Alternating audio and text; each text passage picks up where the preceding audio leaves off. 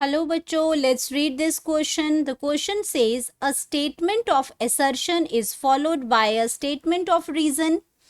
And assertion हमारी क्या दे रखा है कि typhlosole is the characteristics dorsal median fold in intestine of earthworm. Typhlosole एक करेक्टरिस्टिक्स फीचर है अर्थवर्म का, जिसके अंदर इसके जो इंटेस्टाइन है वो डॉर्सल मीडियन उसका फोल्ड हो जाता है। तो दो साइड्स हैं, डॉर्सल और वेंट्रल साइड्स होती है, तो इसके जो डॉर्सल साइड जो डॉर्सल मीडियन फोल्ड हो जाता है इंटेस्टाइन का। और रीजन इसके अंदर क्या दे रखा है कि typhlosole secretes intestinal juices containing digestive glands. की टिफ्लोसोल जो है वो बहुत सारे इंटेस्टाइनल जूसेस को स्क्रीट करता है, जिसके अंदर बहुत सारी डाइजेस्टिव एंजाइम्स होती हैं। तो बात करते हैं हम सबसे पहले अपने की कॉन्सेप्ट की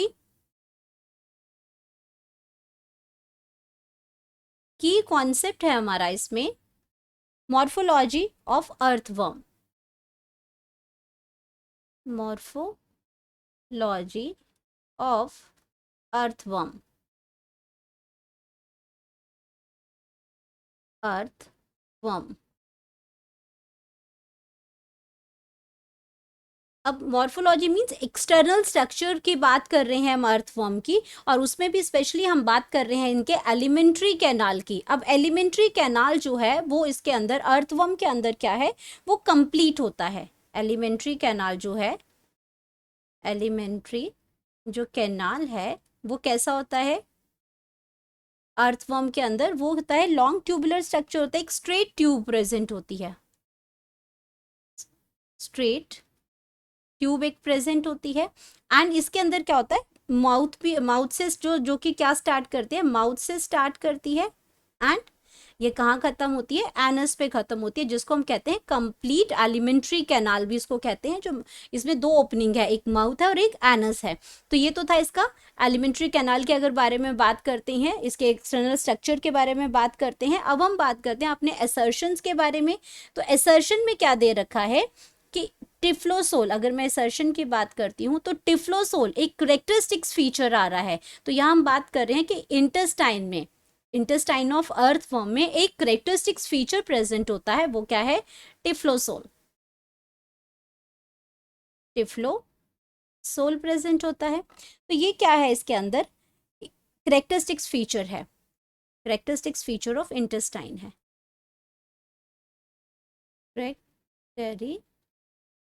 करेक्टरिस्टिक्स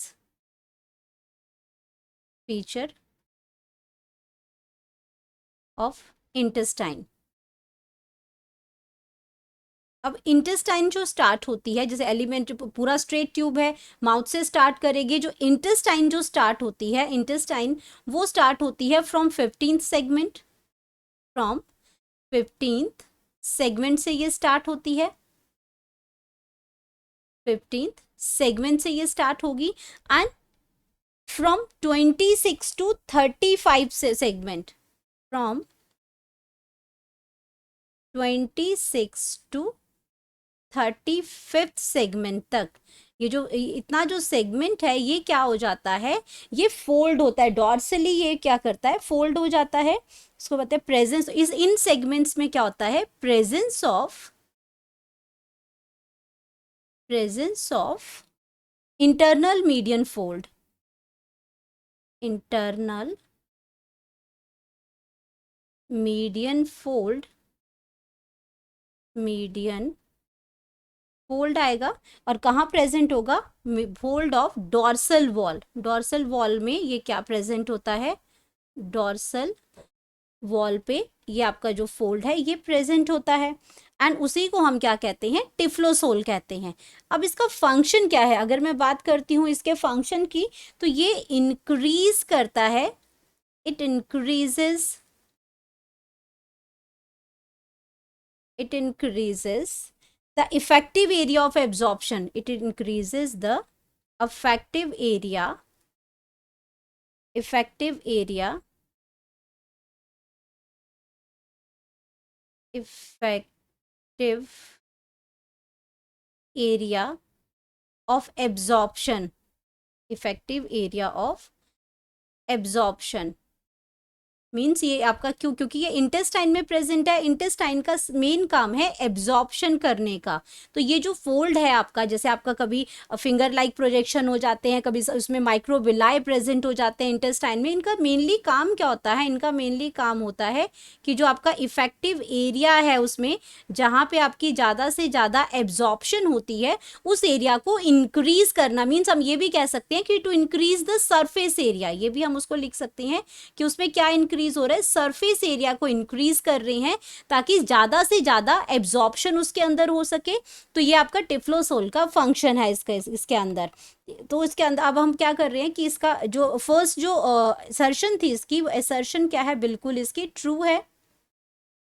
एंड अगर मैं रीजनिंग की बात करती हूँ, अगर यहाँ पे रीजनिंग की बात हो रही है, तो इन्होंने लिखा है कि टिफ्लोसोल स्क्रीट्स इंटेस्टाइनल जूस, जो कि आपका क्या बन जाता है, फॉल्स बन जाता है। ये कोई भी स्क्रीटरी रोल प्ले नहीं करती है, typhlosole typhlosole secretory role play नहीं करती, वो सिर्फ क्या करती है, सरफेस एरिया को इंक्रीज करती है। तो रीजन इसका क्या बन जाएगा, फॉल्स बन जाएगा। और ऑप्शन ऐसा जो कि हमारे पास क्या है, जिसका असर्शन तो ट्रू है बट रीजन फॉल्स है, तो वो ऑप्शन हमारे पास आ जाता है करेक्ट ऑप्शन। करेक्ट ऑप्शन हमारे पास बन जाएगा option number 3। And assertion true है, स्टेटमेंट उसकी और ट्रू स्टेटमेंट है, जबकि रीजन उसका फॉल्स है। Hope you understood it well. Best of luck.